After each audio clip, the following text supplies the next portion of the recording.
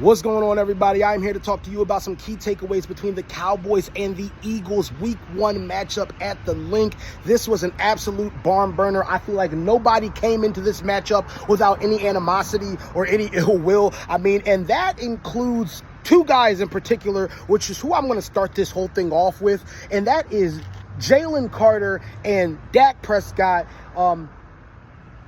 Where do I even start with this situation? Honestly, when I first saw it, I didn't know what was going on. All I saw was Jalen Carter walk up to Dak, and they were just talking. That I saw a flag fly. I'm like, okay, what the fuck? What just happened? I have no clue.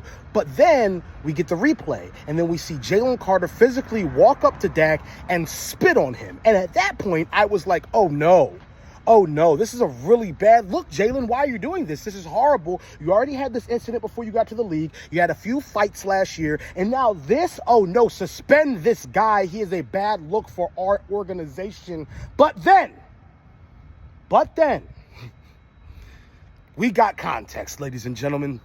Then we got a video showing Dak Prescott quite literally stepping forward, spitting in Jalen Carter's direction, backing up, looking him in his soul, and then laughing. Now, with that being said, I don't think that Jalen Carter was right in any sense of the word. I don't think he was justified. I don't think that his actions were excusable. But what I do think is that while he wasn't right and while his actions weren't excusable and while all that's true, two things can be true at once.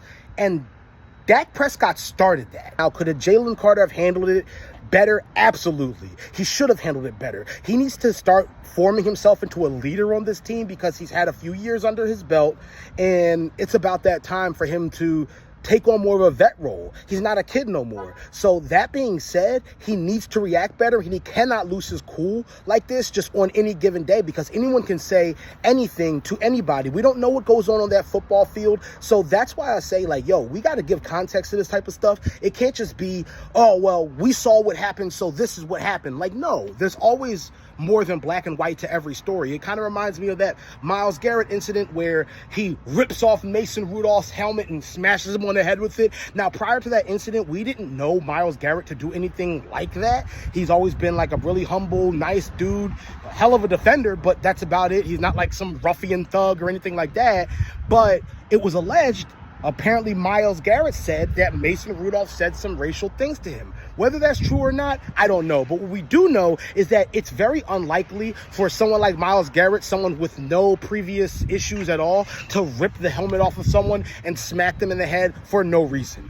Kind of opposite with Jalen Carter. We know that Jalen Carter has a bit of a past. We know that he is an aggressive guy. We know that he is, he's almost like the Draymond Green of the NFL. You know what I'm saying? But at the end of the day, you got to react better, Jalen. You have to react better. You are a leader on this team. There are going to be young guys coming in every single year, and you're a mainstay here. So if you want to be a mainstay here, you got to act like it, man. You're a Philadelphia Eagle. We have culture in this city. We get a bad rap, but we have culture in this city.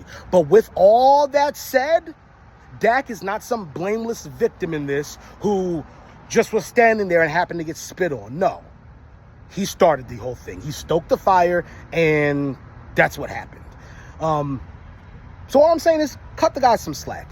Moving on to the next thing. The game, guys, the game. Let's talk about the game. The reason we're all here. Man, when I say this game was awesome, this game was absolutely awesome. The final score was 24-20. Eagles take it.